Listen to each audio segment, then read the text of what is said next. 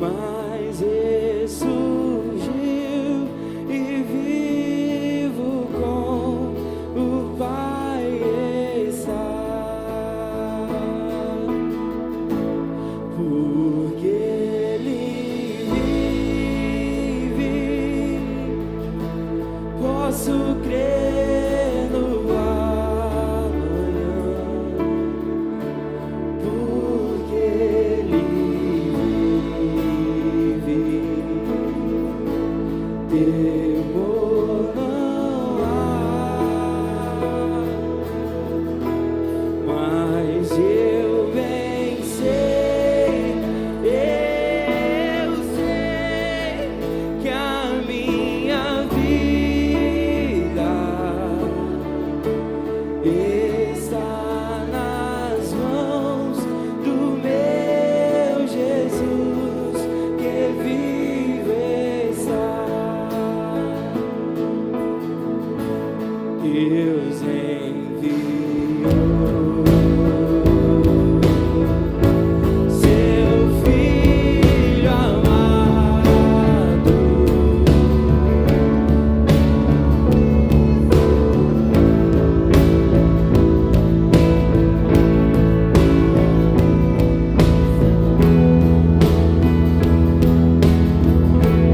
na cruz por meus pecados, mas ressurgiu e vivo com o Pai está, porque Ele vive, posso crer no amanhã, porque Ele vive, temor não há, mas eu venci, eu sei.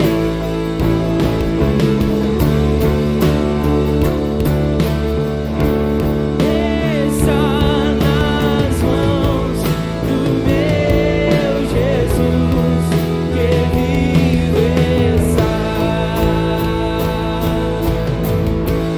E quando enfim chegar a hora em que a morte enfrentarei, sem medo então terei vitória, verei na glória o meu Jesus, que vive está.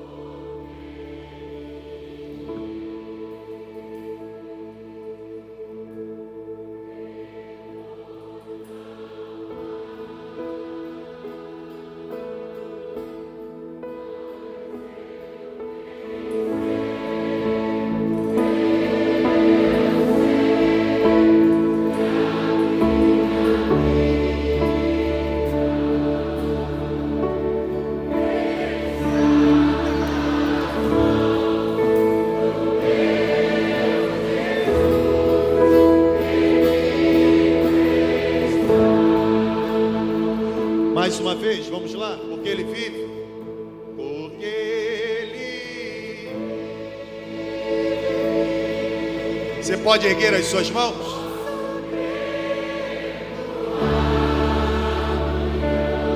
Ele está aqui presente entre nós.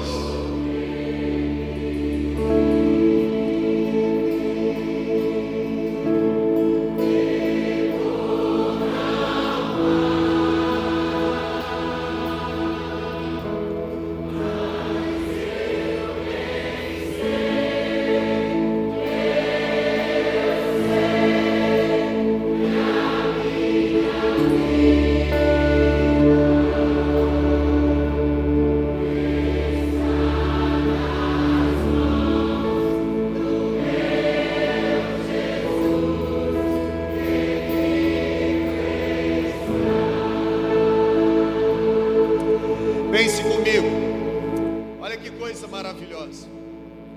Aquele que foi levado por causa dos nossos pecados, aquele que foi preso numa cruz, aquele que teve as suas mãos e os seus pés transpassados por pregos romanos, aquele que de alguma forma suportou durante aquela via crucis o peso da nossa iniquidade. Ele morreu, permaneceu naquela cruz.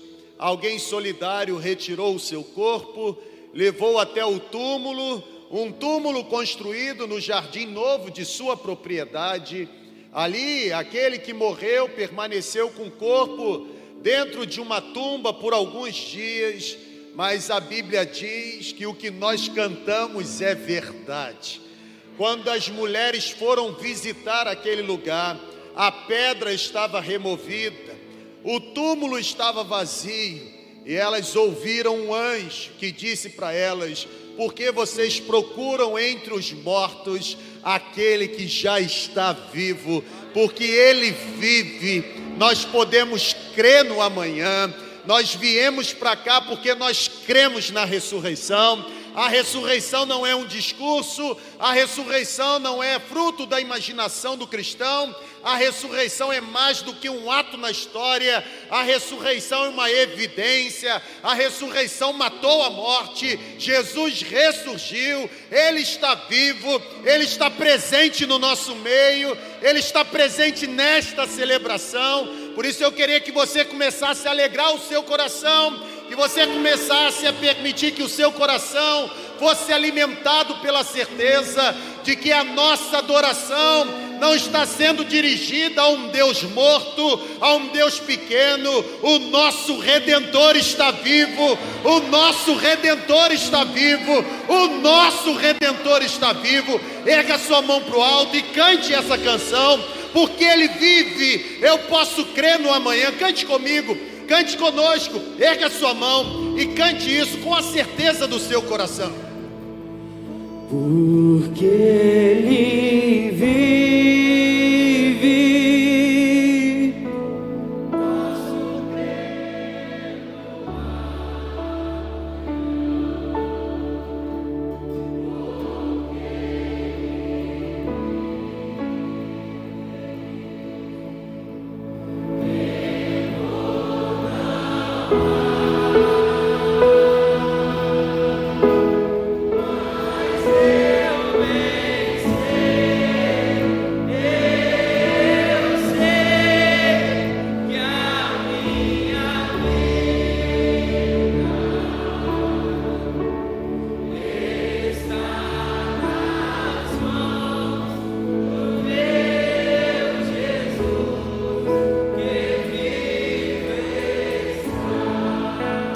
Você pode aplaudir a presença dEle entre nós.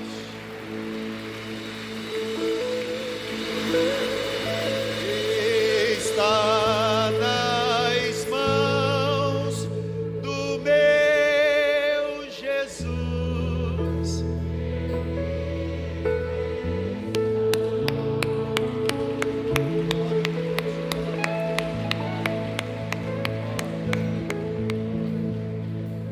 Quero desejar a você uma boa noite, seja muito bem-vindo a esta celebração. Queria que você cumprimentasse quem está perto de você, ao lado, isso, agora vira para o outro lado, aperta a mão de quem está do outro lado, ok, Ok, vira para trás agora, irmão. Cumprimenta aí quem está atrás de você. Isso, que coisa maravilhosa. Agora aqui, ó, irmão. Olha aqui, abraça quem está aí do seu lado direito. Abraça quem está do lado direito. E fala assim, pertinho do ouvido dele: hoje eu vou pagar o seu lanche. Fala para ele aí, irmão. Eu vou pagar o seu lanche hoje. Deus vai me usar para você ser abençoado hoje. Vamos dar as mãos. Vamos fechar aí os corredores. Nós iniciamos todas as nossas celebrações da mesma forma, orando ao Senhor. Isso, vamos fechar os corredores. Irmão, não é apenas uma reunião de crentes. Por favor, preste muita atenção. Nós estamos agora iniciando uma partida, irmão. E no final dessa partida a gente precisa sair dessa arena se sentindo assim, pessoas vitoriosas. E nenhum atleta entra no campo e começa a partida sem se submeter ao processo de aquecimento. Eu tenho ensinado isso para vocês. E o aquecimento na Segunda Igreja Batista não é outra coisa senão oração. Hoje pela manhã nós aprendemos com Neemias que a oração nos faz esperar, a oração acalma o nosso coração e a oração ativa a nossa fé. Então eu queria que nessa hora você pudesse erguer a sua voz e mesmo com voz alta mesmo, você pudesse entregar a sua oração. Nós não temos a mínima noção dos cenários que Deus vai criar, nós não temos a mínima noção do que Deus vai fazer, nós só temos a certeza de que Ele vai fazer. Então eu queria que você se apresentasse, que você se entregasse. Eu posso começar a ouvir o som da sua voz, sendo assim elevada aos céus, em oração, em intercessão, em clamor. Comece a dizer para Ele do desejo que está no seu coração. Comece a dizer para Ele dos anseios que existem dentro de você. Ah, Senhor, como é bom poder voltarmos a este lugar. Nós te agradecemos. Agradecemos pela celebração que tivemos pela manhã. Nós te agradecemos pela comida que nos alimentou. Nós te agradecemos por essa chuva que está caindo. Nós te agradecemos pelas pessoas que já chegaram neste lugar. Nós te agradecemos por aqueles que estão vindo para cá. Por favor, traga-os em segurança. Nós te agradecemos por essa equipe maravilhosa que o Senhor nos deu para nos abençoar no meio da ministração dos cânticos. Nós te agradecemos porque o Senhor não tem deixado faltar palavra da verdade neste púlpito, e nós imploramos: faça o que o Senhor quiser fazer nessa noite, toca no mais profundo da nossa alma e nos faça sair dessa celebração com o nosso coração incendiado de paixão por Jesus. Receba a nossa oração, receba a gratidão do nosso coração. Nós oramos em nome de Jesus Cristo, o nosso Senhor. Aplauda bem forte o nome de Jesus. Glória a Deus, porque Ele vive, não há nada mais que prende a gente. Então, queria chamar a toda a juventude da igreja, que se você quiser, você pode vir aqui à frente para estar celebrando com a gente nessa hora.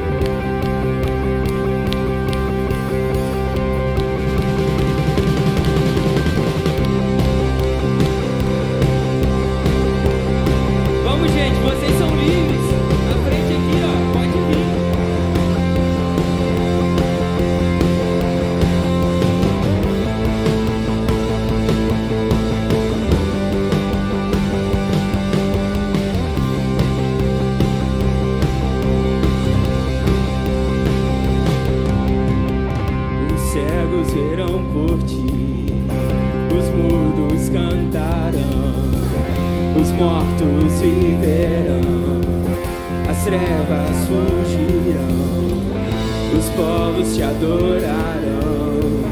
Por ti eu grito, eu sou livre.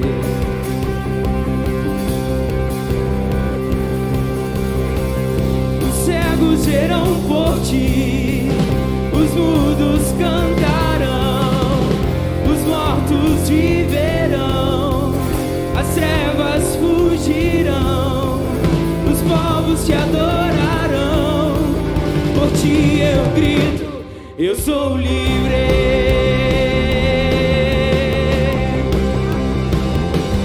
Livre pra cantar, livre pra correr, livre pra viver por ti. Eu sou livre.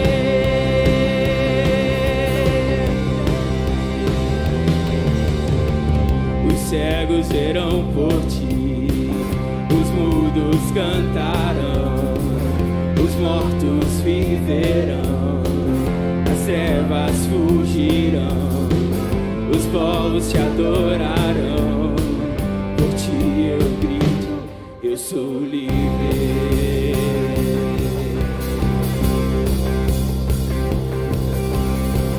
Os cegos verão por ti, os mudos cantarão, os mortos viverão, as trevas fugirão, os povos te adorarão. Por ti eu grito, eu sou livre.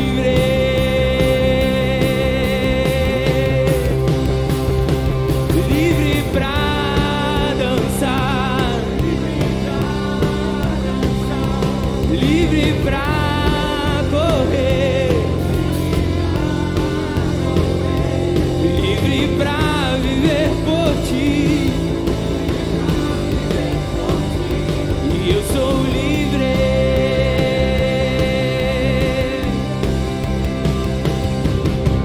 Oh,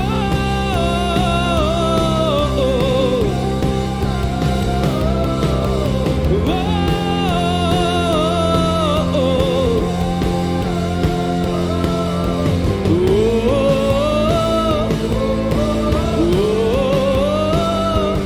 eu sou livre.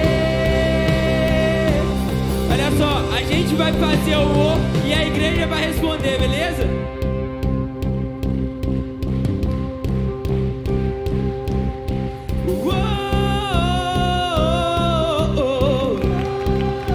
Pode ser mais forte.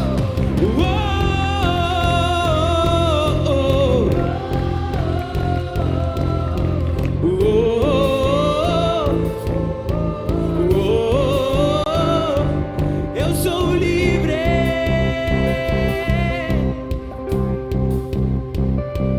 Livre pra dançar, livre pra dançar, livre pra correr, livre pra correr, e livre pra viver por ti, livre pra viver por ti. E eu sou livre.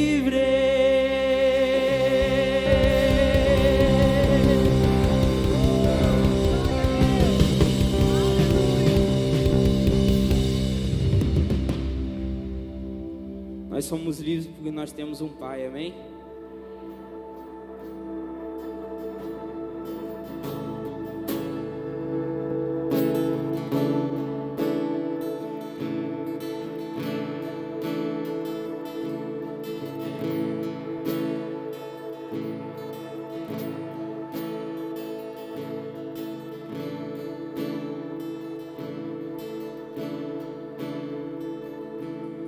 Deixo os céus pra me encontrar. Aqui não é o seu lugar. Um amor assim.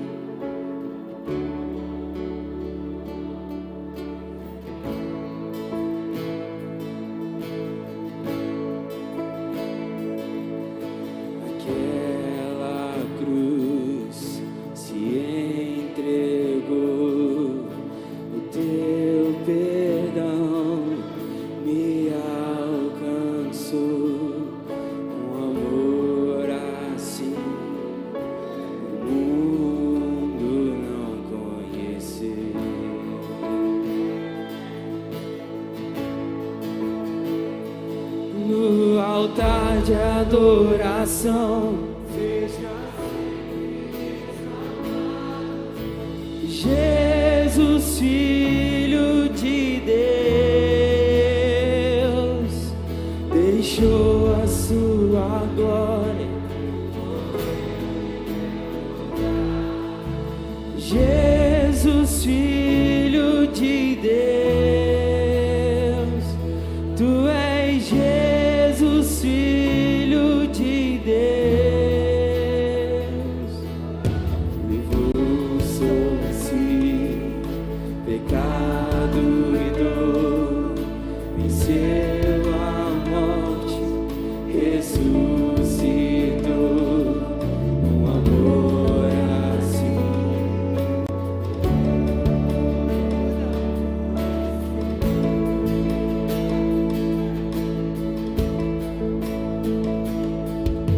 Levou sobre si pecado e dor, venceu a morte, ressuscitou, um amor assim o mundo não conhecer.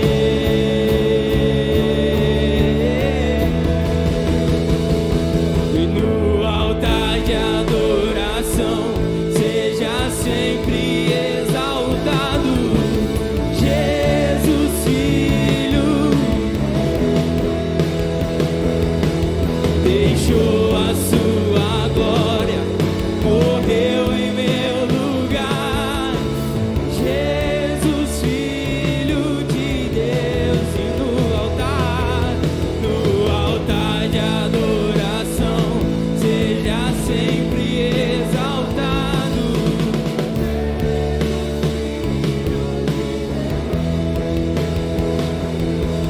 Deixou a sua glória, morreu em meu lugar. Jesus, Filho de Deus, seja exaltado, engrandecido.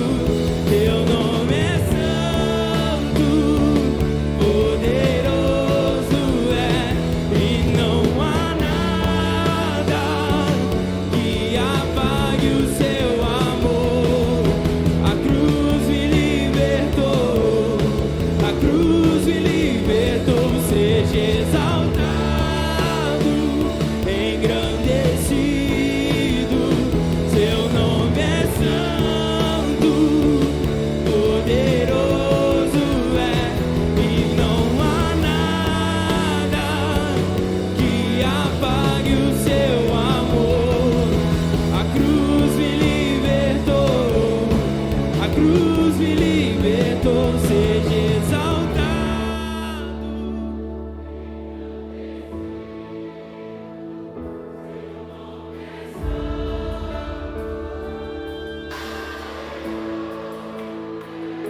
E não que apague o seu amor.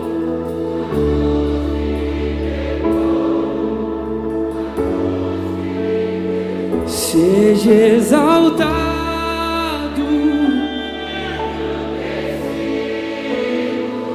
teu nome é santo, poderoso é, e não há nada.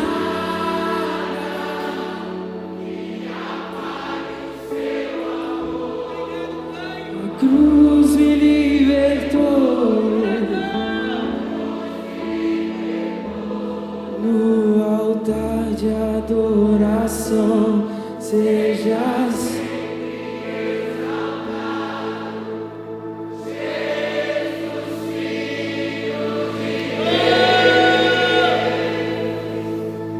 deixou a sua glória, morreu em teu lugar.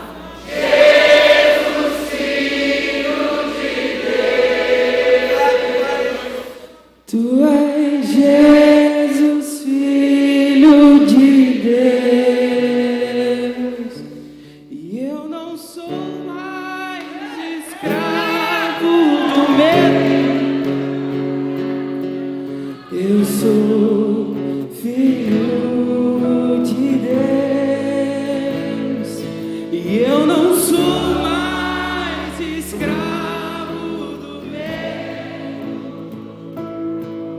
Eu sou filho de Deus.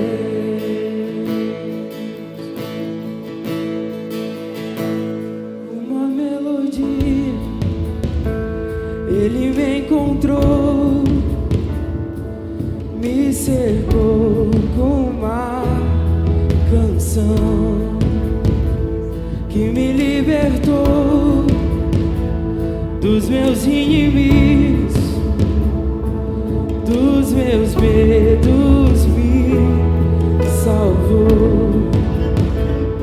E eu não sou mais escravo do medo, eu sou filho de Deus. E eu não sou mais escravo do medo, eu sou filho de Deus.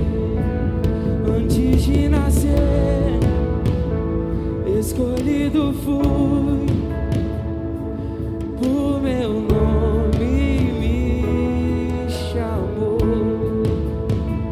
De novo eu nasci em sua família, o seu sangue me comprou. E eu não sou mais escravo do medo, eu sou filho de Deus. E eu não sou mais escravo do medo, eu sou filho de Deus.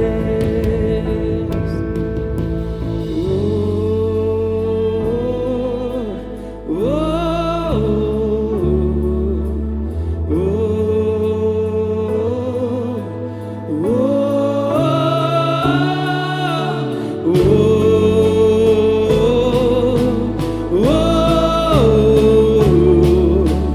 oh,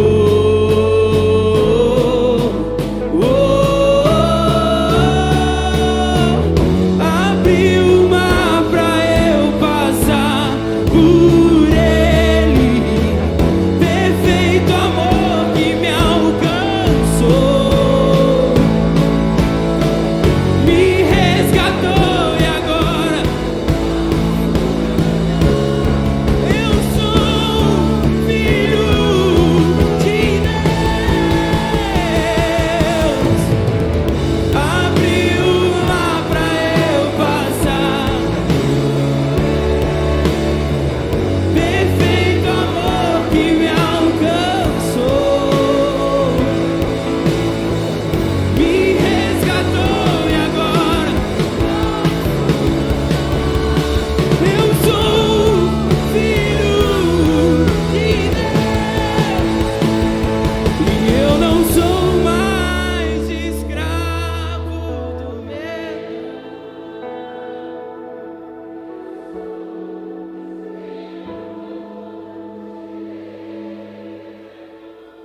E eu não sou mais escravo,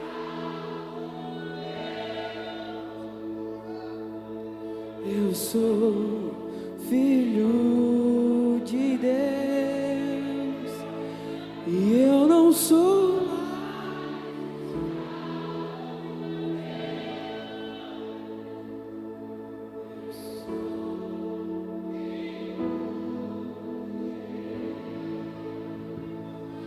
Eu sou filho de Deus.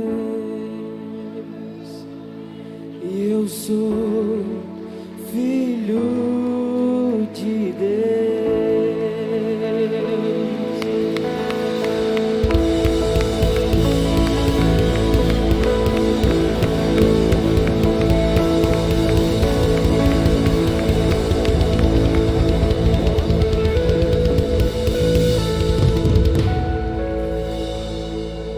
Glória a Deus. Você pode dizer glória a Deus? Glória a Deus. Pegue aí a sua Bíblia, por favor. Eu quero ler um texto com você. Mateus, Evangelho de Mateus, ou como os professores de análise do Novo Testamento ensinam, um evangelho segundo escreveu Mateus. E eu quero ler o capítulo 28, e eu vou ler a partir do versículo 11. Mateus 28, a partir do versículo 11. Acompanhem comigo a leitura, por favor.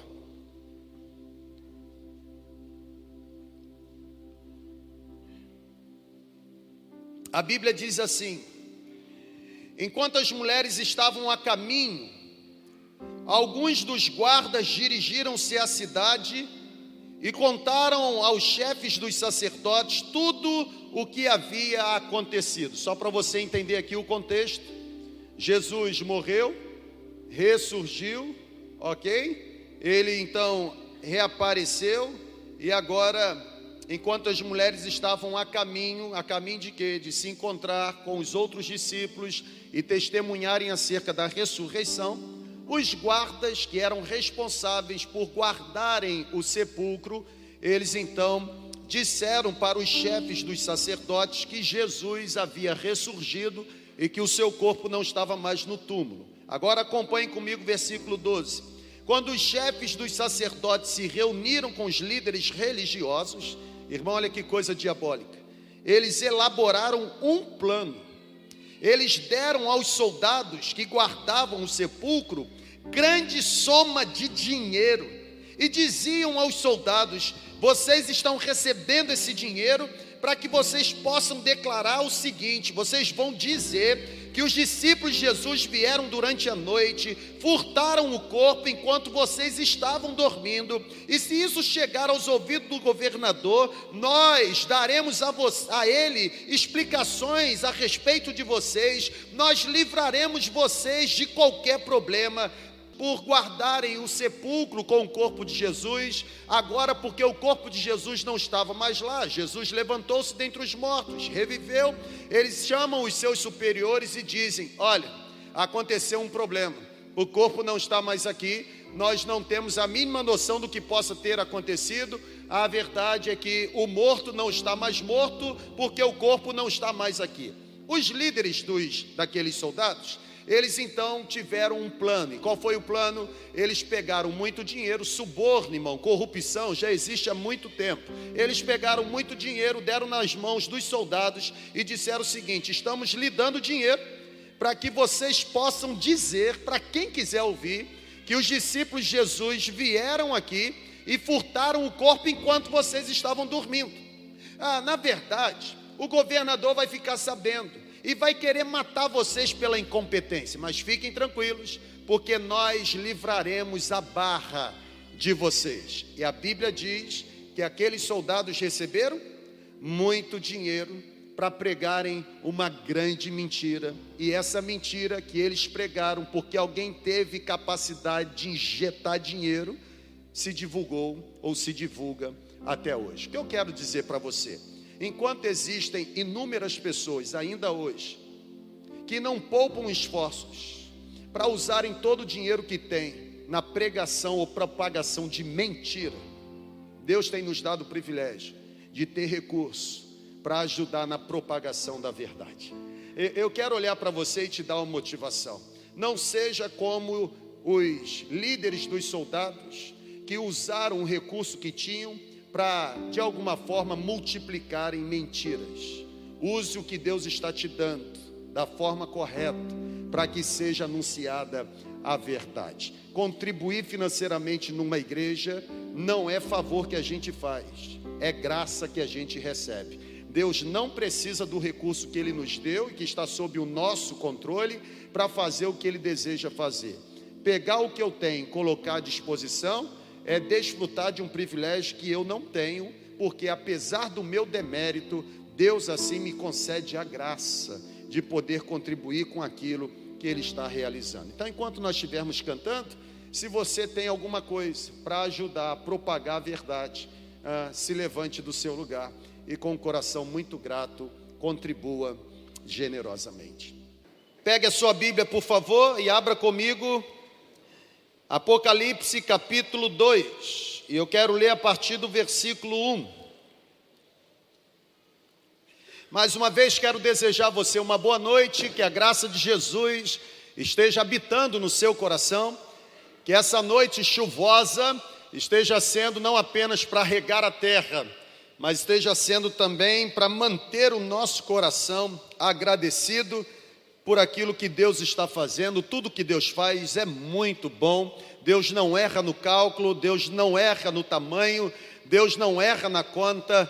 Se Ele deixou essa chuva cair da forma que caiu ou que está caindo hoje, é porque em algum ponto a terra precisa estar sendo regada desta forma, e nós queremos assim nos quedar mesmo diante da soberania do Senhor e agradecê-lo por aquilo que a mão dele está fazendo nesse tempo. Hoje pela manhã eu iniciei uma série com 4 mensagens sobre a liderança de Neemias. Eu saí daqui muito abençoado, eu saí daqui desafiado a ter uma vida ainda mais intensa de oração.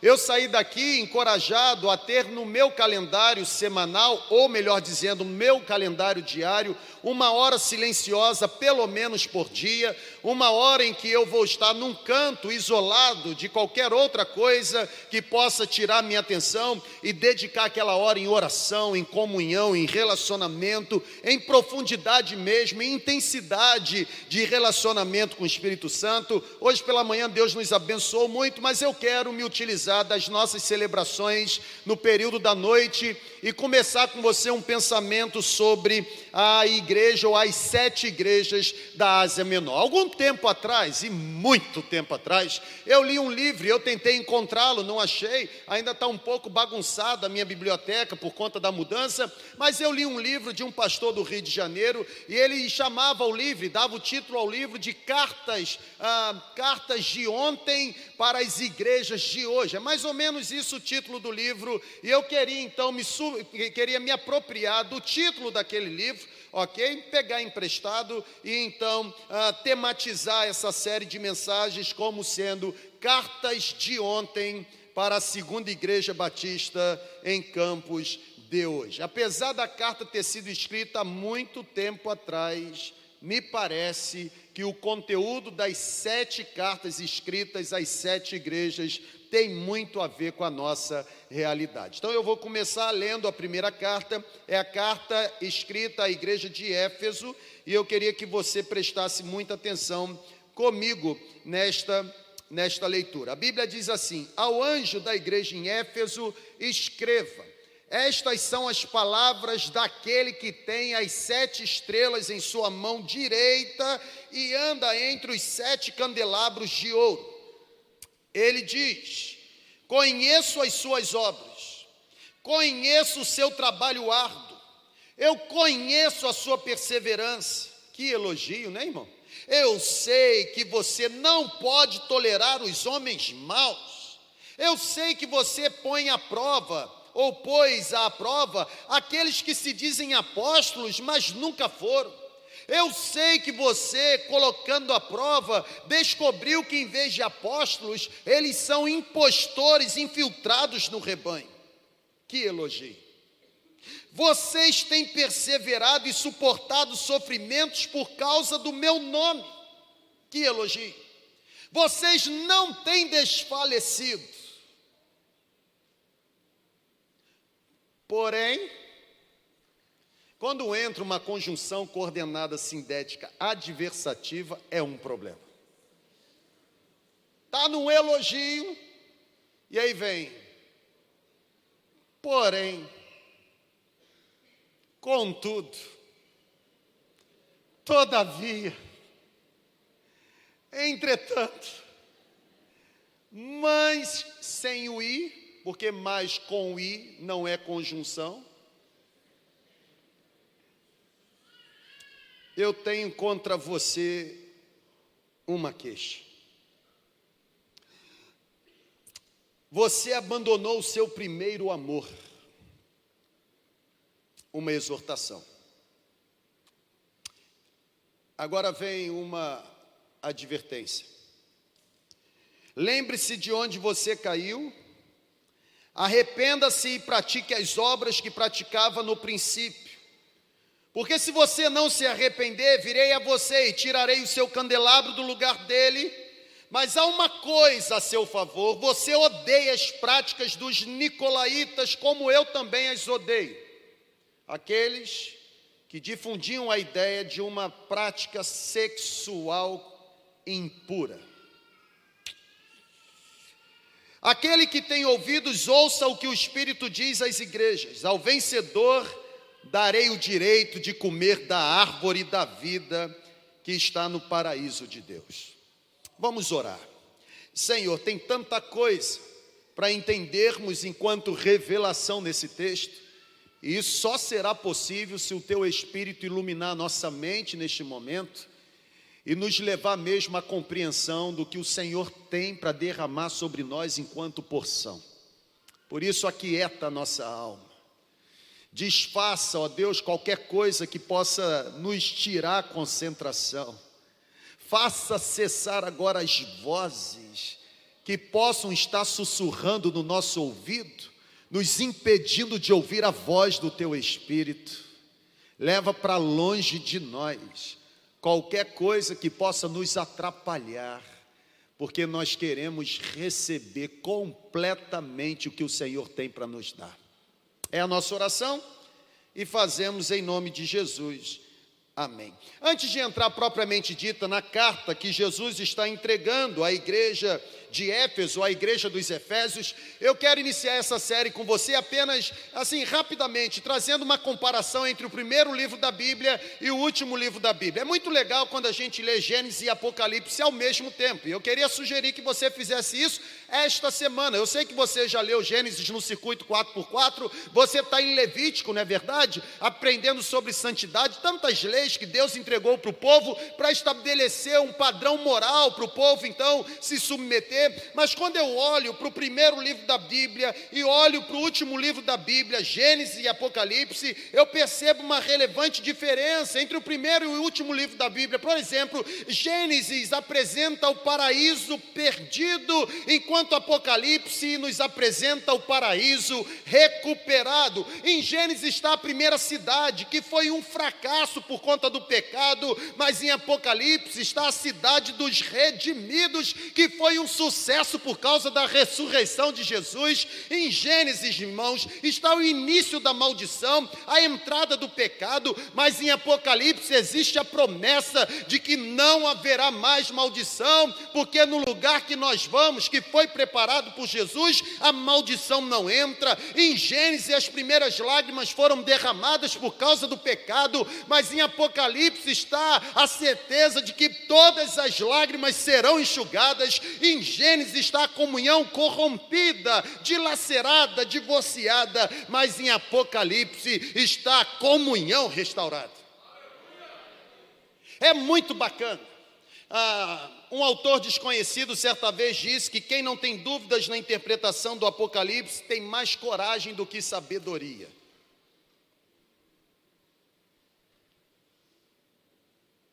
Vou repetir, pode passar o slide, tá, irmão? Quem não tem dúvida em interpretar o Apocalipse tem mais coragem do que sabedoria. Até porque você, que é muito estudioso, já aprendeu que quando você lê o Apocalipse, você precisa escolher qual lente você vai usar, se é preterista, historicista, idealista ou futurista. E a partir daí, então, você faz a sua especulação escatológica. E não há nenhum problema você fazer a sua especulação escatológica. O problema é você pegar a sua interpretação escatológica e dizer que a sua é a única correta e que as outras são todas erradas. Por isso que quem não tem dúvida em interpretar Apocalipse tem mais coragem do que sabedoria. Como eu não sou corajoso a esse ponto, eu estou com muitas dúvidas. E eu quero assim dividir essas dúvidas com você. Jesus está escrevendo algumas cartas. E Éfeso é a primeira das 7 igrejas da Ásia Menor a receber a carta que foi enviada pelo Senhor. Os estudiosos do Novo Testamento dizem que Éfeso foi a primeira, provavelmente porque Éfeso foi a primeira das 7 cidades alcançada pelo Evangelho. Mas é interessante também porque no tempo em que a carta foi escrita, Éfeso era uma grande e rica cidade. Na verdade, em Éfeso, uma cidade localizada entre Esmina e Mileto, em Éfeso tinha um fator marcante que era exatamente o seu porto. Um fator marcante que era exatamente as suas atividades comerciais, as suas atividades bancárias. Irmãos, Éfeso era a capital da Ásia proconsular. Éfeso era provavelmente conhecida, na verdade, os estudiosos dizem que Éfeso era conhecida mundialmente por ter se tornado o centro de culto à deusa Diana. Alguns a chamam de Ártemis ou Artemis. É interessante porque os historiadores dizem que o templo dedicado ao culto à deusa Diana, que ficava na cidade de Éfeso, era considerado como uma das grandes maravilhas do mundo antigo, e é exatamente para uma igreja inserida neste cenário histórico que Jesus está escrevendo esta carta. A carta, ela traz um elogio, a carta, ela traz uma queixa ou uma admoestação, a carta, ela traz uma orientação e a carta é concluída com uma promessa. Eu quero dividir isso com você. Por exemplo, a igreja de Éfeso é elogiada, e ela é elogiada pela sua autenticidade. A igreja de Éfeso é elogiada pela sua capacidade de combater os falsos apóstolos, que na verdade Jesus os classifica como impostores. A igreja de Éfeso recebe elogio, ou seja, o elogio que Jesus... Estão aqui comigo, amém ou não amém, irmão? O elogio que Jesus dá para a igreja de Éfeso está fundamentado na capacidade que aquela igreja tinha de defender e ensinar a doutrina verdadeira. Porém, essa mesma carta é marcada por uma exortação, e a exortação de Jesus é exatamente por causa do esfriamento espiritual. Passa o slide, por favor. A primeira questão que eu tiro no texto é exatamente essa. A igreja de Éfeso, se eu fosse classificar, eu chamaria de uma igreja fiel, mas uma igreja em falta. Ô irmão, dá um sorriso pelo menos para eu saber que você está aqui comigo. Isso. Vocês estão com a carinha assim? Está preocupado com a chuva, irmão? Já era, nós vamos ter que ficar aqui até meia-noite, não vai parar de chover. Entendeu o contexto? Uma cidade rica, uma igreja situada numa cidade rica, uma igreja situada numa cidade considerada como capital, uma igreja que está situada numa cidade onde existe uma das grandes maravilhas do mundo, uma igreja cuja cidade é adorada e idolatrada por causa do templo dedicado à deusa Diana, uma igreja que combatia de alguma forma os impostores, os falsos apóstolos, uma igreja que ensinava a doutrina verdadeira, mas uma igreja que recebeu uma exortação severa de Jesus por causa do seu esfriamento espiritual. Irmão, eu vou repetir para você, se eu fosse classificar a igreja de Éfeso, eu chamaria a igreja de Éfeso de uma igreja fiel, porém uma igreja em falta.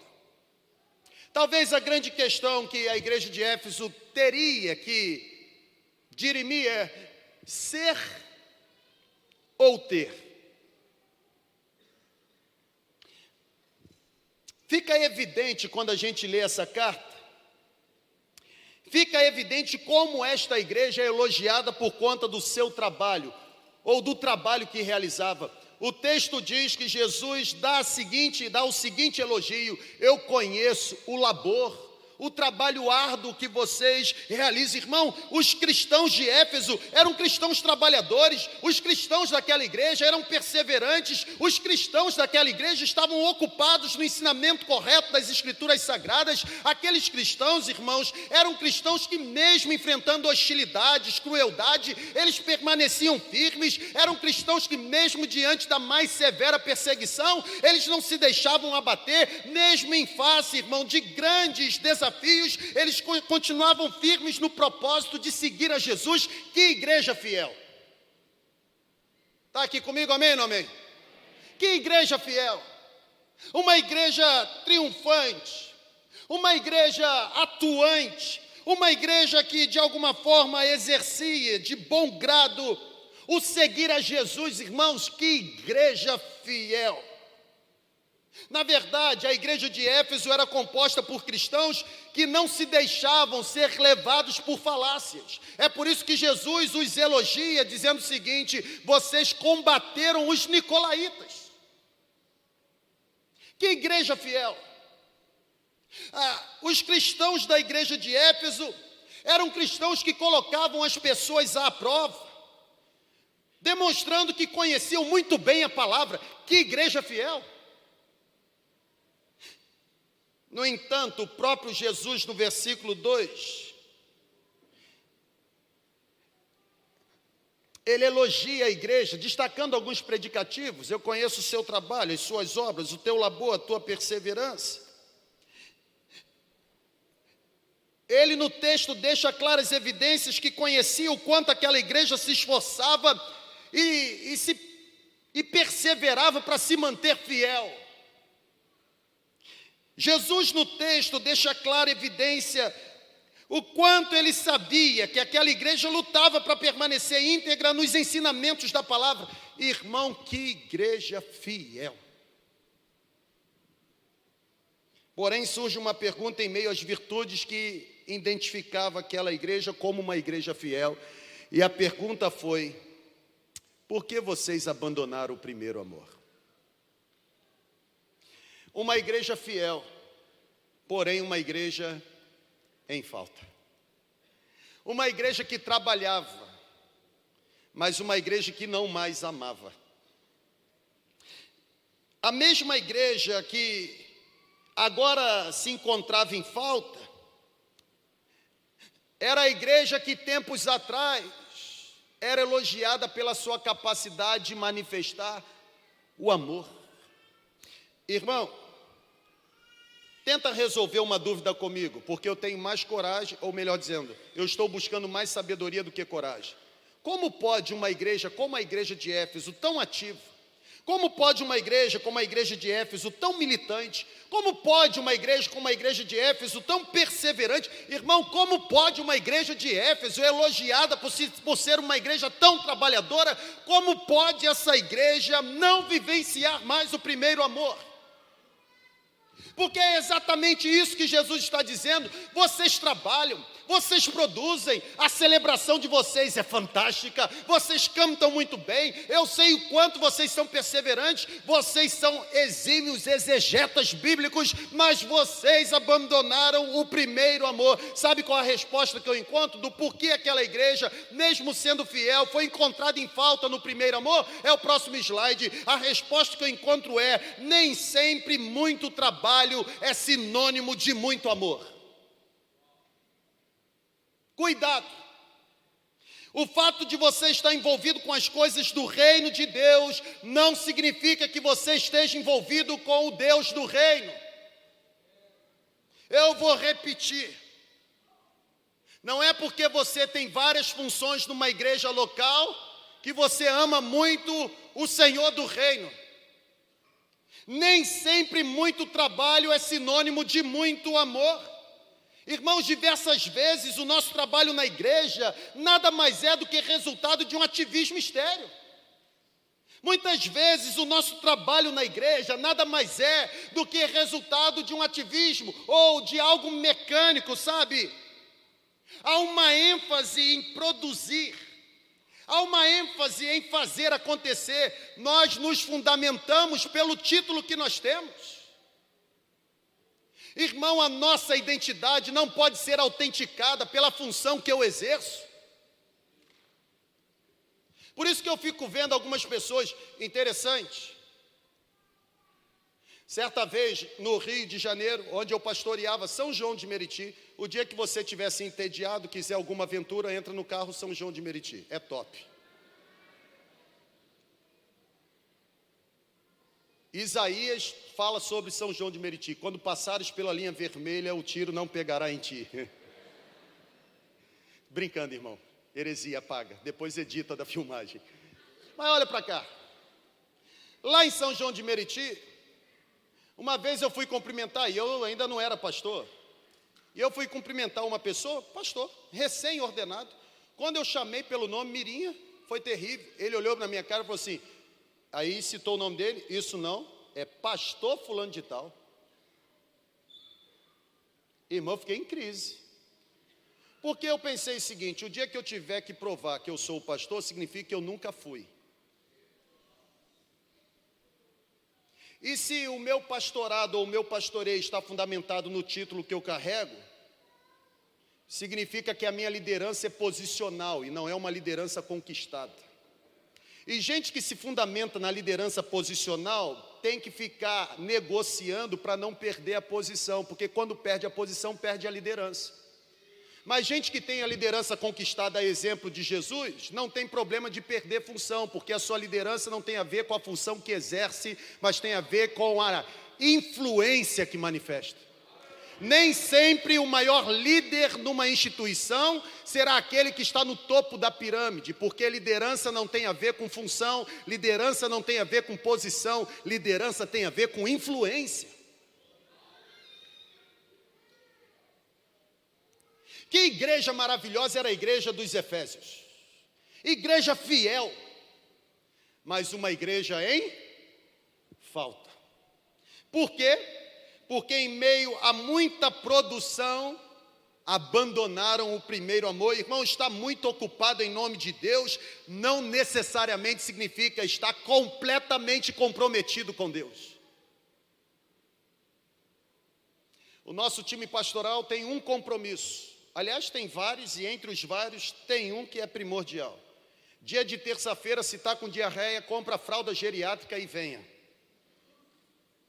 Porque dia de terça-feira, 8h30 da manhã, é 8h30 ou 8 horas? Acho que eu vou baixar para 7h30. É 8h30. 8h30 da manhã, sabe o que nós estamos fazendo? Estamos reunidos orando por vocês.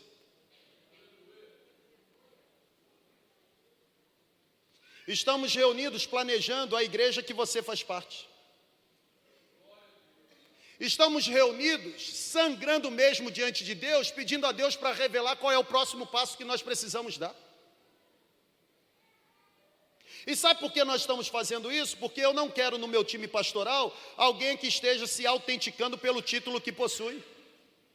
Eu quero no meu time pastoral gente que está se manifestando mesmo pelos poros a vida de Deus que está nele. Irmão, eu não quero no meu time pastoral um pastor que tenha assim uma sabedoria extraordinária. Eu quero um pastor que tenha uma unção extraordinária. Nós não precisamos de sermões que de alguma forma apenas impressionam a cabeça do ouvinte. Nós precisamos de sermão que no poder do Espírito Santo transforma o nosso jeito de ser. As pessoas não podem vir para uma celebração como esta e sair daqui apenas com um sorriso nos lábios. Quem sai com um sorriso nos lábios continua com vazio na alma. O nosso objetivo, muito mais do que sorriso nos lábios, é fogo da presença de Jesus no coração. Que igreja maravilhosa era a igreja dos Efésios. Mas que igreja em falta. Quinta-feira terminamos a celebração. Diga-se de passagem, se eu fosse você, botava o relógio para despertar mais cedo às quintas-feiras. Você está perdendo o seu lugar. Está lotando do outro lado.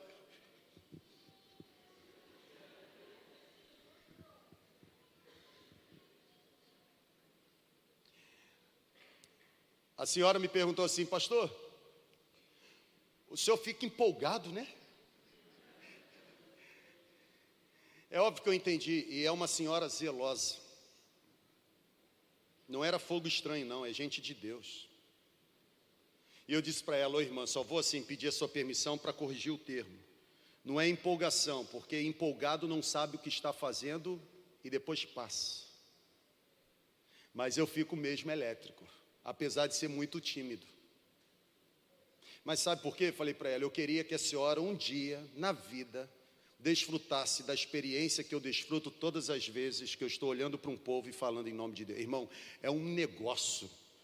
Deixa para lá. É top.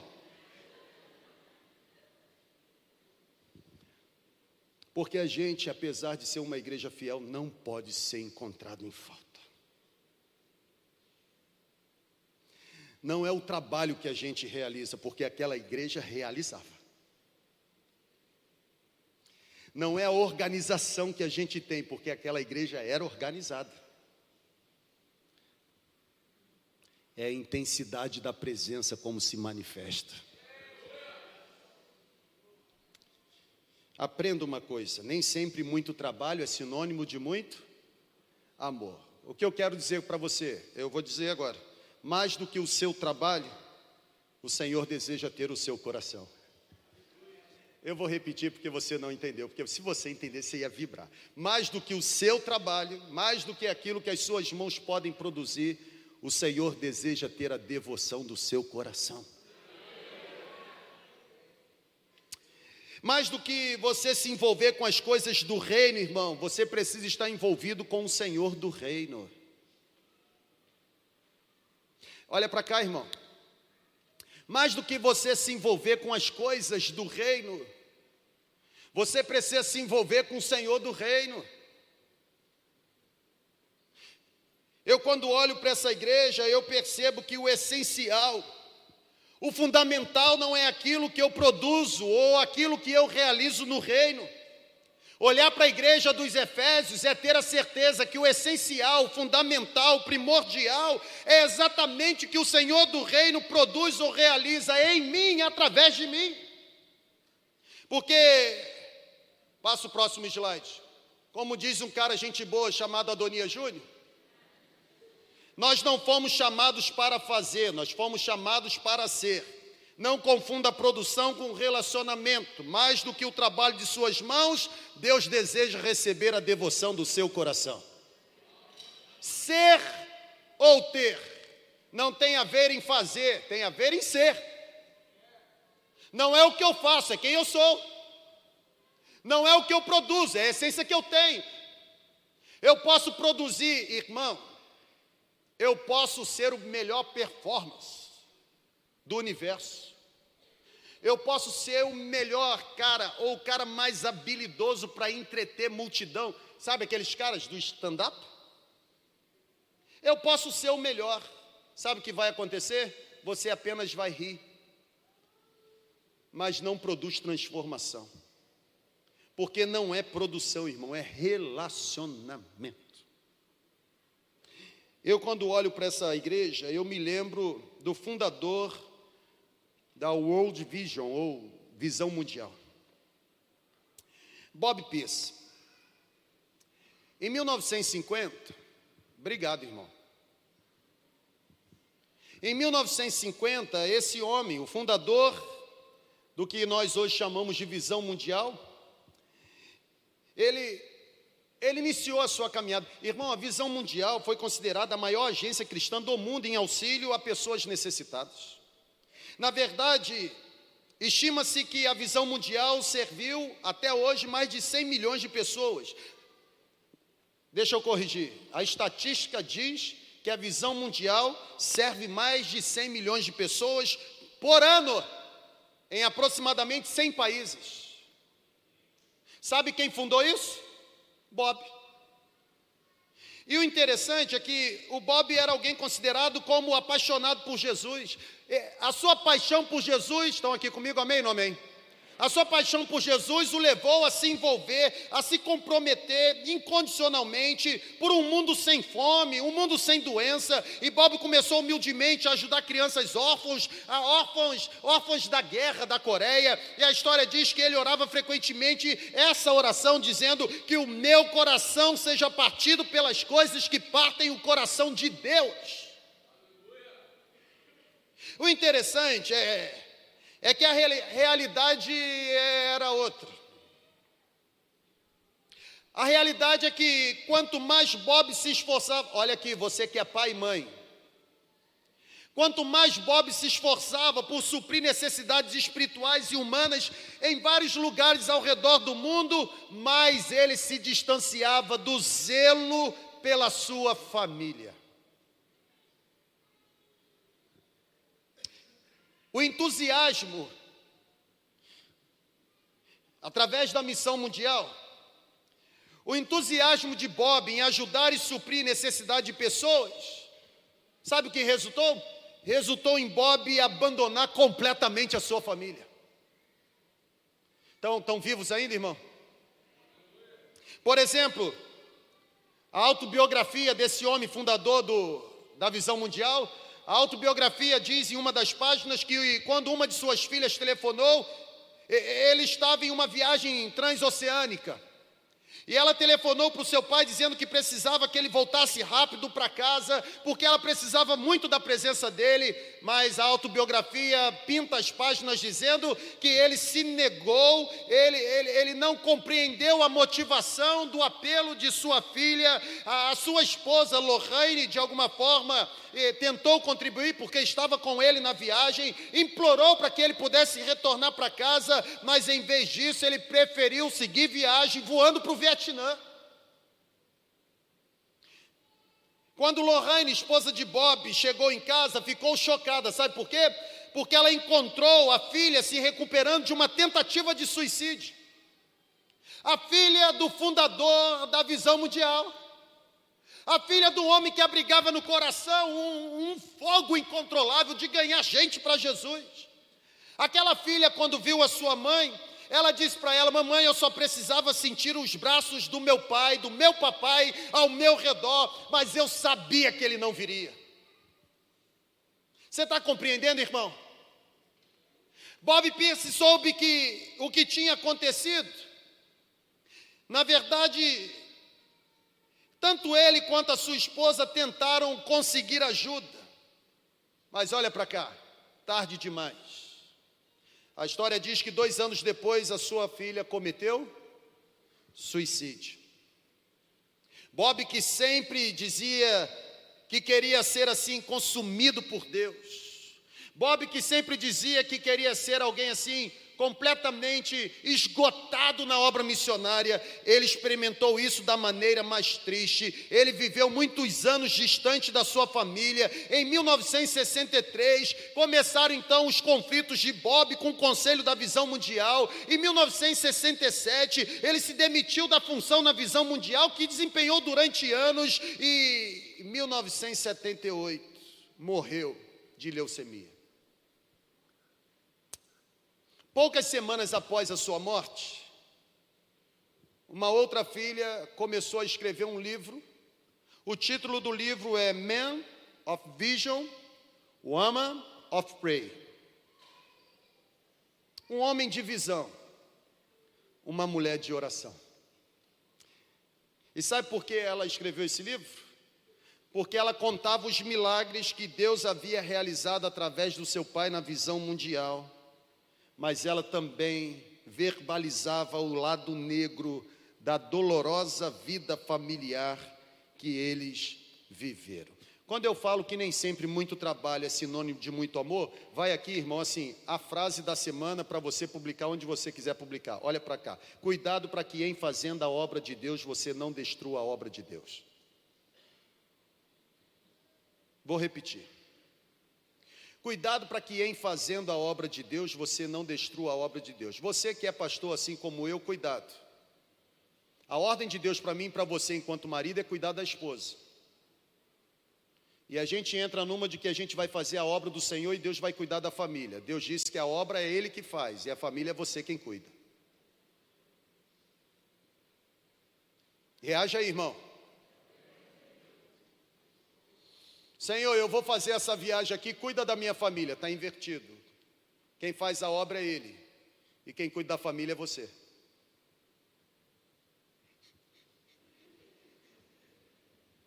É trágico quando a gente vê pastores com famílias disfuncionais. Irmão, eu não tenho como controlar as minhas filhas. Mas eu oro por elas todos os dias. E oro mesmo, irmão. Eu não tenho como decidir por elas. Mas eu faço de tudo para que as decisões que elas terão que fazer sejam decisões coerentes com a vontade do Senhor. Porque eu não posso almejar pastorear uma igreja como essa, de uma multidão de gente, se eu não concentrar minha força em ser o melhor pastor na maior igreja que eu vou ter, que é a igreja que se reúne dentro da minha casa.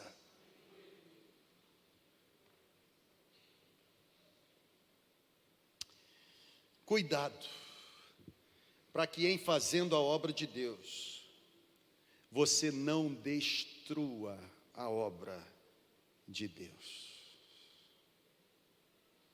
Se o que você está fazendo para Deus está destruindo a obra que Deus te deu, alguma coisa está fora de sintonia. Você tem que reavaliar. Esse silêncio de vocês eu ainda não estou acostumado. O que isso significa? Significa glória a Deus? Legal. Vamos dizer glória a Deus, irmão. Não, se o silêncio significa glória a Deus, é. Isso me fez lembrar um congresso que eu fui de adolescente. Cheguei lá, congresso de adolescente, uma formalidade sem tamanho. E aí no início do congresso, a abertura do congresso, o senhor que está, congresso de adolescente, um senhor dirigindo o congresso, virou para o povo e falou assim: vamos jubilar em silêncio. Irmão, me deu uma vontade de rir, porque assim, se júbilo é grito de alegria, e ele falou para dar grito de alegria em silêncio, eu fiquei no meu lugar. Que loucura, né? Aí eu pergunto o que é o silêncio, o pastorzão diz: é glória a Deus. Cuidado para que em fazendo a obra de Deus, você não destrua a obra de Deus. Vou caminhar para o final. E o próximo slide diz que eu aprendo no texto que na ocupação a gente pode passar o slide. Na ocupação, acabou? Ah, que legal. Esqueci de botar a última frase. Na ocupação, a gente pode perder a paixão. Jesus, na sua advertência, ainda está aqui comigo? Tranquilo? Jesus, na sua advertência, ele asseverou que a igreja de Éfeso não apenas abandonou o primeiro amor, mas olha aqui, irmãos, aquela igreja deixou de praticar as primeiras obras. Você se lembra do versículo 4? Você tem contra ti, abandonaram o primeiro amor. Lembrem-se de onde vocês caíram, arrependam-se e voltem a praticar as obras que vocês praticavam no princípio. Na ocupação é possível perder a paixão. O em fazendo a obra de Deus é possível perder a paixão pelo Senhor da obra. Me envolver no trabalho da igreja pode nutrir no meu coração mais paixão por aquilo que eu faço do que pelo Senhor para quem estou fazendo. Na ocupação, a igreja de Éfeso perdeu a paixão. Jesus não apenas disse: vocês abandonaram o primeiro amor, mas Jesus disse: vocês precisam voltar a praticar as primeiras obras. Irmão, a pergunta é: quais eram as primeiras obras que a igreja de Éfeso praticava? Se você for no livro de Atos capítulo 19, você vai encontrar as primeiras obras que a igreja de Éfeso praticava. O apóstolo Paulo, em uma das suas viagens missionárias, quando ele chega entre os Efésios, a Bíblia diz que a presença de Paulo, a igreja dos Efésios, que agora está fria espiritualmente, está apática, está sofrendo de uma letargia espiritual, aquela igreja, ou esta igreja que fria, tinha sido um tempo atrás uma igreja quente, uma igreja fervorosa. A Bíblia diz em Atos 19 que as primeiras práticas ou as primeiras obras da igreja dos Efésios foram obras espetaculares. Paulo, quando chega no meio dos Efésios, a Bíblia diz que esse encontro foi marcado por batismo no Espírito Santo, cura milagrosa,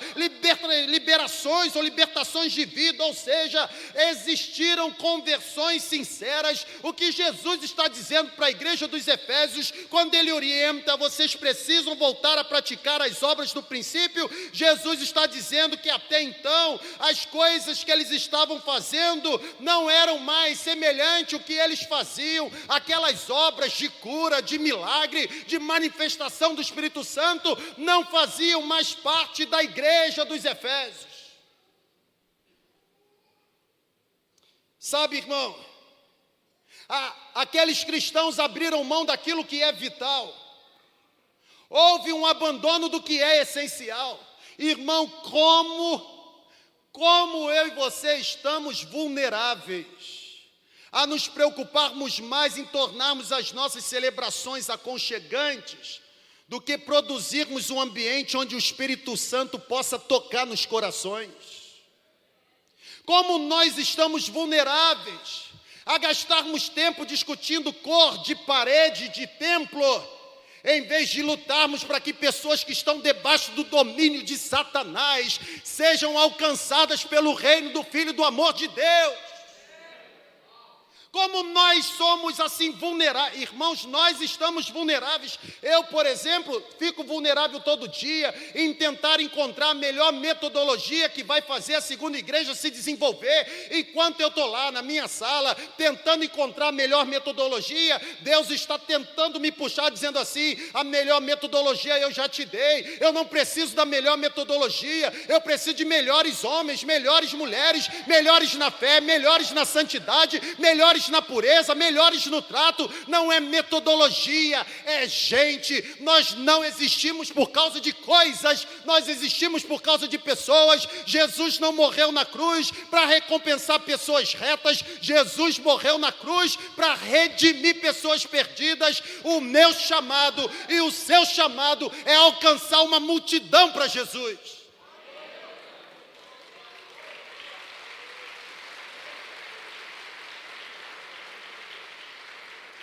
É possível, na ocupação, perder a paixão. Sabe, irmão? Não, agora cansei. O abandono do que é essencial gera falta de poder divino. O abandono do que é vital para a vida de uma igreja gera falta de manifestação sobrenatural. Nós não podemos nos acostumar com a ausência do sobrenatural. Isso aqui não é um auditório de teatro. Isso aqui é um prédio consagrado a receber a igreja de Jesus. E como dizia aquele corinho, na época a gente chamava de corinho, né? Sinto que algo de bom vai acontecer, porque Jesus está aqui, e eu sinto o seu poder.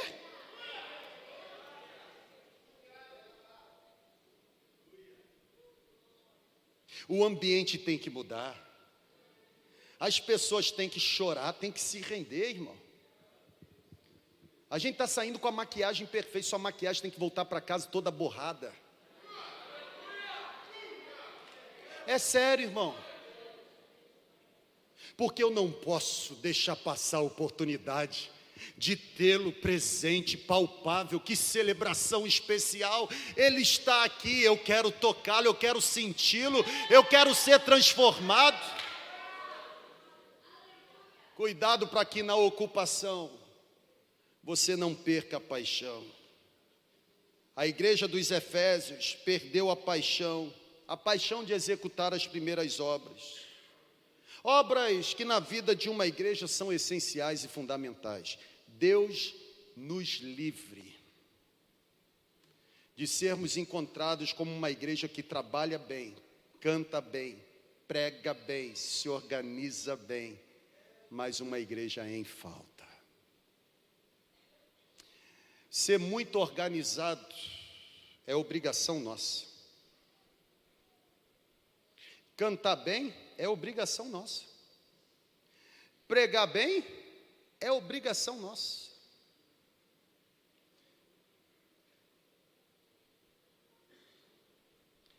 Igreja tem a ver com algo maior.